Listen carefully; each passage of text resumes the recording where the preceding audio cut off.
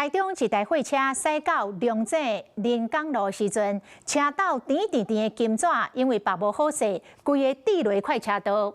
因为这条路车真多，这路边分两档的头家娘，惊会发生着危险，就冒险冲去大路顶捡金纸。啊，讲这个货车司机可能会被罚款18000块。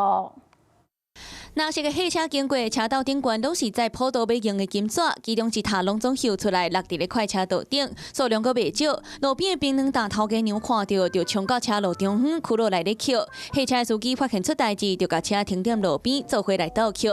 头家娘发现这个数量伤济，安尼咧捡伤慢，就转去店里摕2卡大卡塑胶袋啊，一个摕互司机，2个人做伙捡，无到10分钟，甲车路捡清去。掉下来，我就今早去外口去扫票安尼。因为足多啊，你无票袂使啊，你要互一个人票袂了啊。落金纸的地点伫咧台中龙井的临港东路顶，这的车流真济，尤其是载货物的大客车来来去去，车速真紧。当时头家娘冒险冲去车路捡金纸，阁有真济车经过，甚至有车是紧急打灯啊让因过。 抛上去网络，很多人说是以安全为主，可是我也没有标志筒啊，所以就只能。